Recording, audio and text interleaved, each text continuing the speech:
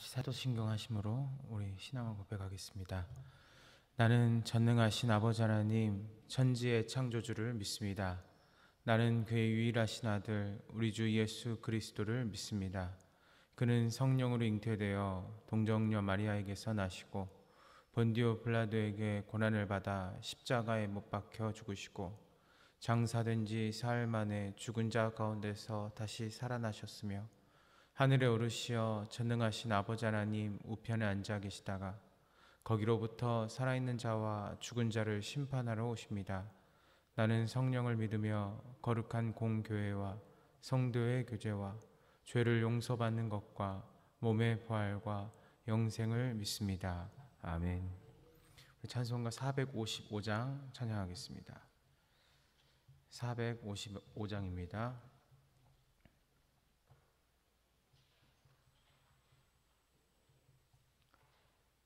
455장 찬양하겠습니다.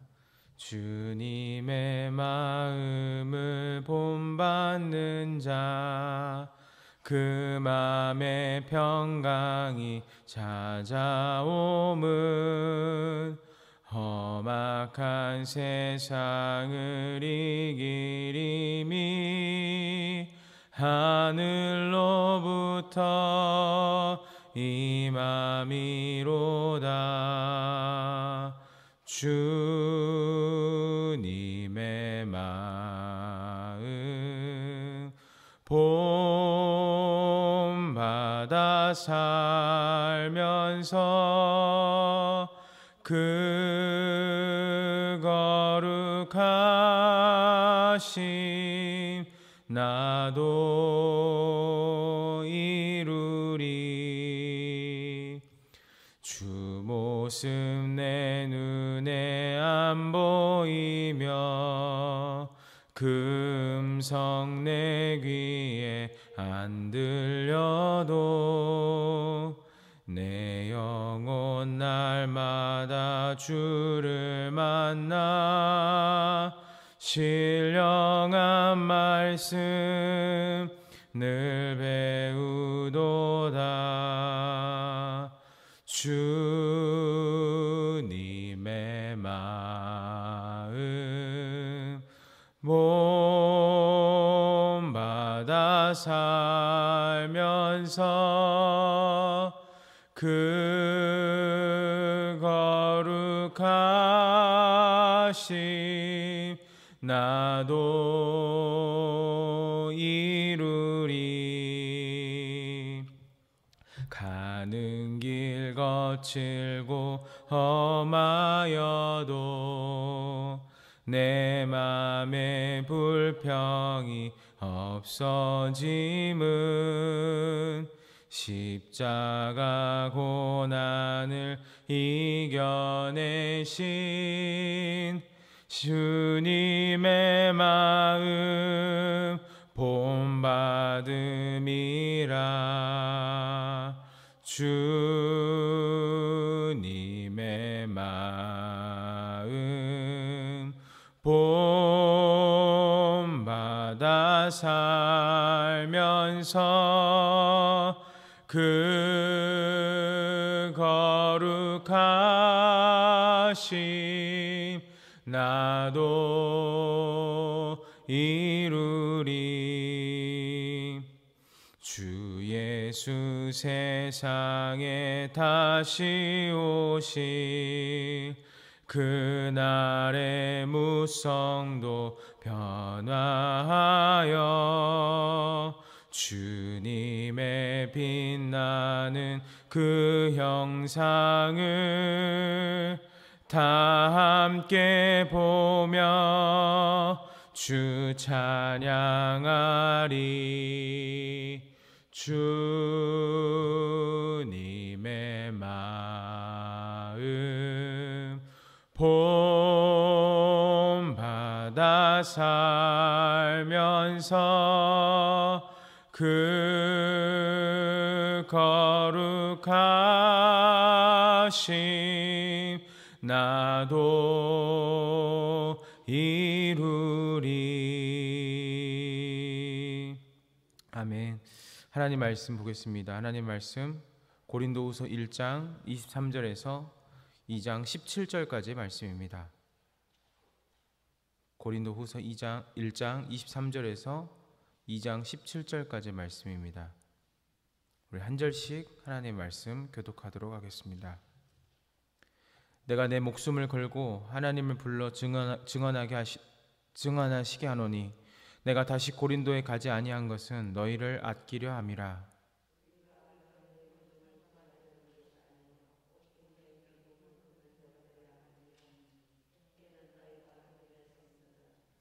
내가 다시는 너희에게 근심 중에 나아가지 아니하기로 스스로 결심하였노니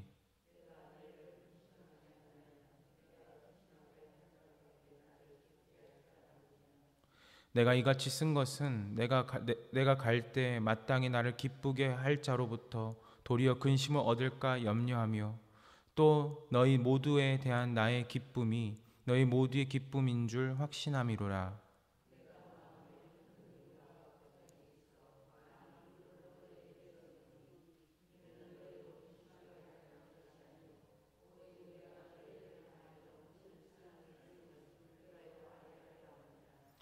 근심하게 한 자가 있었을지라도 나를 근심하게 한 것이 아니요 어느 정도 너희 모두를 근심하게 한 것이니 어느 정도라 함은 내가 너무 지나치게 말하지 아니하려 함이라.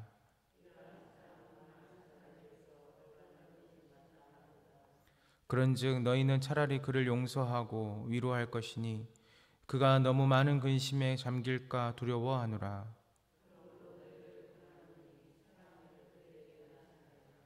너희가 범사에 순종하는지 그 증거를 알고자 하여 내가 이것을 너희에게 썼노라.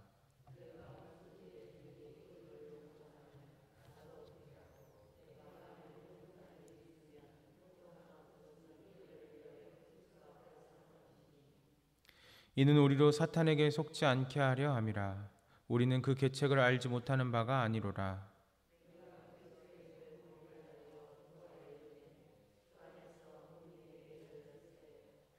내가 내 형제 디도를 만나지 못함으로 내 심령이 편하지 못하여 그들을 작별하고 마게도냐로 갔노라.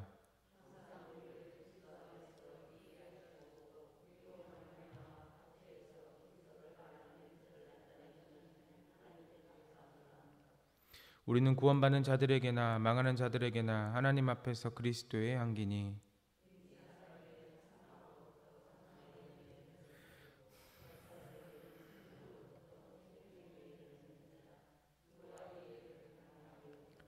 우리는 수많은 사람들처럼 하나님의 말씀을 혼잡하게 하지 아니하고 곧 순전함으로 하나님께 받은 것 같이 하나님 앞에서와 그리스도 안에서 말하노라.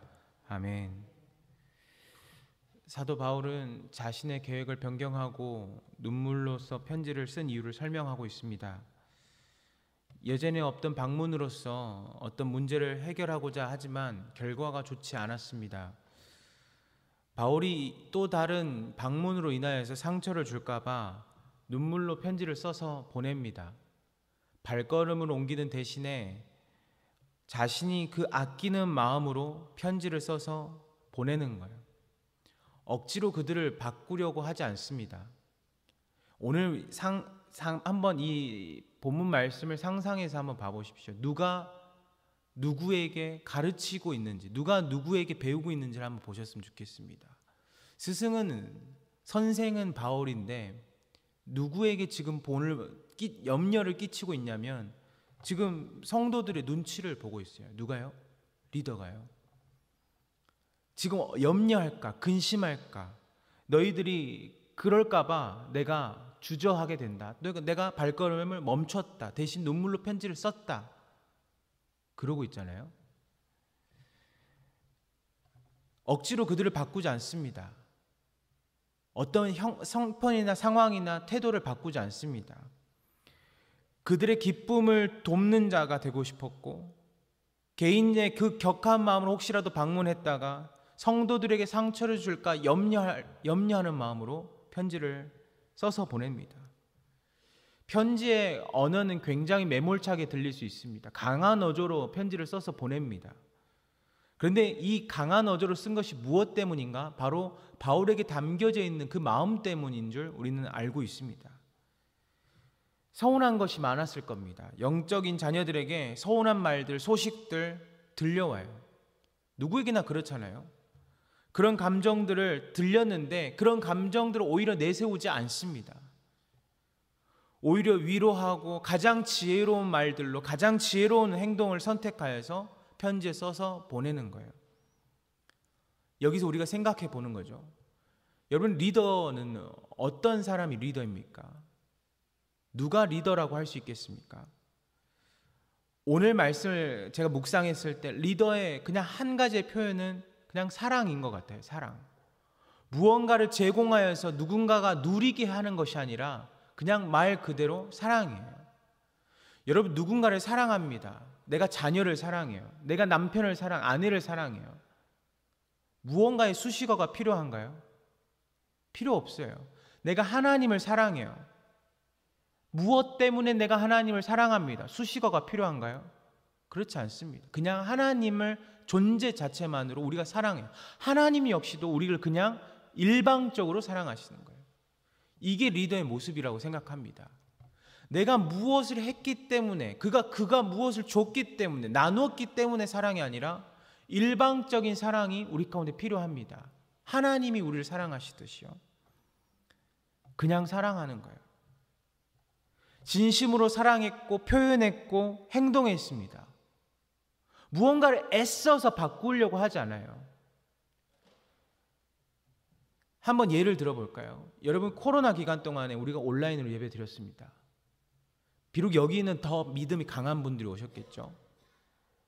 여러분, 교회 오지 않는다고 해서 내 신앙이 흔들리던가요? 전혀 그러지 않았어요. 세상 사람들이 우리를 욕한다고 하더라도 신앙이 흔들리시던가요? 전혀 그러지 않습니다. 우리에게 주신 하나님의 확신이 분명하게 있고 우리에게 주신 믿음이 분명하게 있는데 흔들리지 않아요.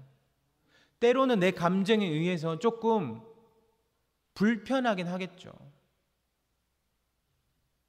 리더는 무엇이냐면 하나님을 진정으로 사랑할 수 있도록 깨우치는 것이 리더입니다. 리더에게 중요한 덕목이 있겠죠. 그러나 우리는 어떤 모습을 보냐면 오늘 이 말씀에 이 매일 성경의 지도자 과정 가운데 제가 오늘 설교를 참고하다가 첫 번째 묵상 포인트에 뭐라고 적혀 있냐면 이렇게 적혀 있어요. 성도 위주로 판단하는 사도라고 적혀 있습니다. 첫 번째 대지 이렇게 적혀 있거든요. 성도 위주로 판단하는 사도. 무엇을 이야기하고자 함이냐면 모든 결정과 판단이 누구에게 맞춰져 있다고요? 성도에게 맞춰져 있어요. 성도. 비록 바울의 언어는 굉장히 강합니다. 어조는 굉장히 격한 것처럼 편지가 보여요. 그런데 이 강하고 격한 어조가 누구 때문입니까? 성도를 위함이기 때문이에요. 성도 때문에 그렇게 쓰는 거예요. 지금 자기 자신의 감정을 드러냈다면 찾아갔어야죠. 왜냐하면 그래야 오해가 풀리고 성도들에게 뭔가 조금 더 풀리는 일들이 있지 않겠습니까? 직접 찾아가면 되는 거잖아요.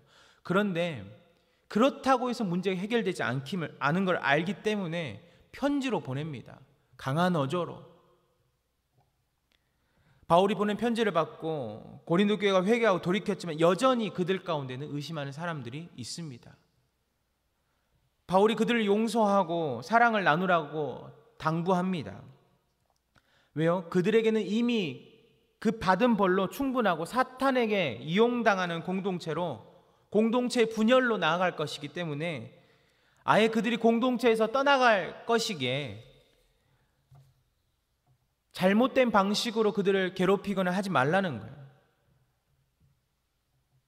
우리는 판단합니다. 내 판단에 의해서 저 사람은 옳지 않아.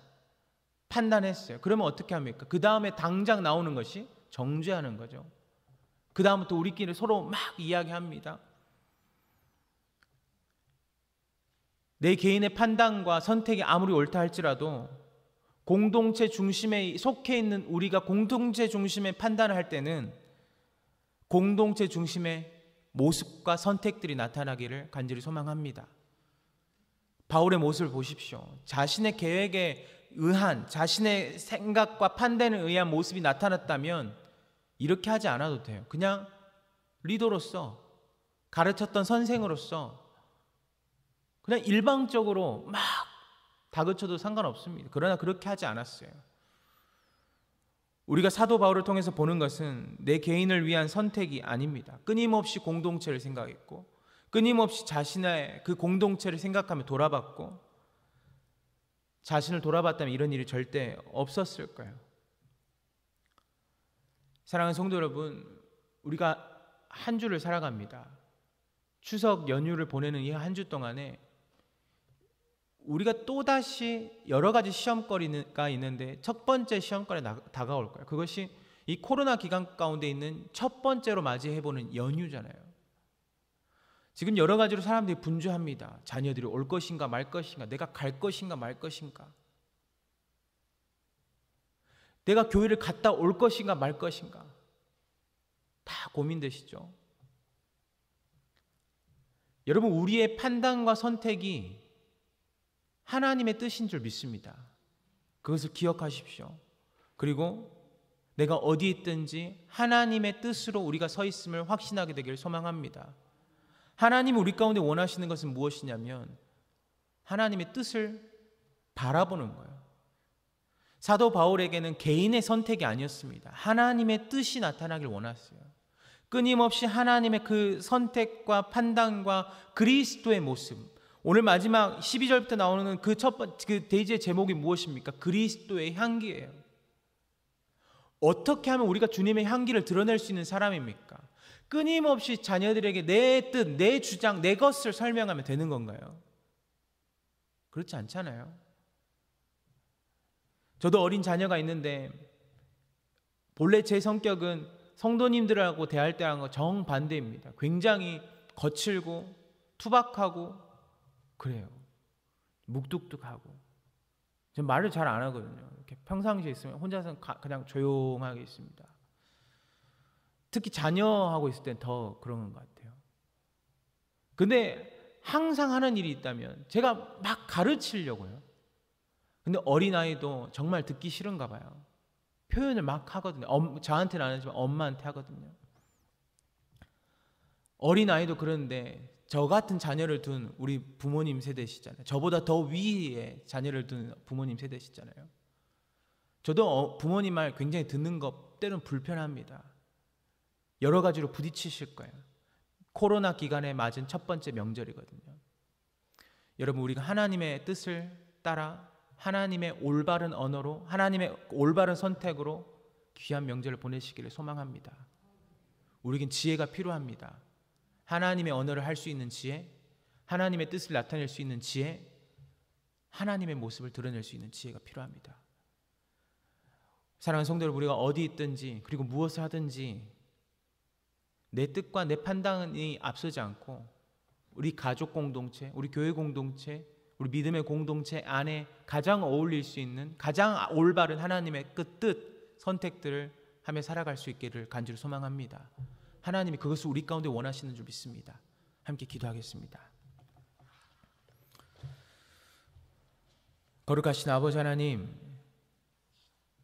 우리를 인도하여 주시며 감사합니다. 매 순간 매 시간마다 하나님을 찾고 싶지만 그보다 이 시간 더욱더 간절한 마음으로 모여서 함께 예배할 수 있도록 인도해 주시며 감사합니다. 공간이 큽니다. 우리 기도의 소리는 울립니다. 하나님, 그러나 메아리 치는 그 소리가 하나님께 들려지게 하여 주십시고 하나님이 우리의 뜻을 들으시고 응답하시는 역사로 나타나게 하여 주시옵소서. 특별히 오늘 하나님의 말씀을 듣습니다. 우리가 세상 가운데 살아가기에, 우리가 공동체에 속해 있기에 우리의 뜻과 말과 행동들이 너무나 중요함을 우리는 깨닫습니다. 하나님, 나의 감정이나 나의 선택이나 나의 판단에 의해서 고백하고 말하는 것이 아니라 하나님의 뜻에 귀를 기울이고 하나님의 말씀을 선포하고 하나님 공동체 가운데 허락하신 그 하나님의 뜻을 나타낼 수 있는 그리스도인으로 우리가 속한 모든 공동체에 서 있게 하여 주시옵소서. 하나님, 특별히 명절을 맞이합니다. 코로나 기간의 첫 번째로 맞이하는 명절이기에 우리가 어떻게 대처해야 할지, 어떤 모습으로 나아가야 할지 우리는 알지 못합니다. 하나님, 우리 가운데 지혜를 주시옵시고 하나님, 올바른 선택, 올바른 판단들이 매 순간마다 나타나서 조금의 부족함도 없을 수 있도록 인도하여 주시옵소서. 하나님, 오늘 사도 바울의 말씀을 봅니다. 진정한 리더의 모습을 봅니다. 하나님, 우리가 주님을 따를 수 있도록 인도하여 주시옵소서. 하나님, 이 모습처럼 우리가 서 있는 자리에서 리더로 서 있다면 하나님의 뜻을 나타낼 수 있는 거룩한 삶의 모습으로 살아낼 수 있도록 인도하여 주시옵소서. 하나님, 특별히 이 시간 주님 앞에 예배하고 싶지만 나오지 못하고 하나님 있는 자리에서 온라인으로 예배드리는 성도들도 있습니다. 하나님, 그 자리가 어떠하든지 어디이든지 하나님을 향해 뜨겁게 예배하는 그들에게도 동일한 은혜를 허락하여 주시옵소서. 하나님, 이 시간 기도하고 돌아가는 발걸음들이 조금의 부족함도 없도록 하나님의 은혜로 채움받게 하여 주옵시고, 하나님께 모든 것들 붙들림 받아 살아갈 수 있는 거룩한 삶을 주님께서 인도하여 주시옵소서. 모든 것 주님 앞에 감사드렸고 귀하신 예수님의 이름으로 기도하옵나이다. 아멘.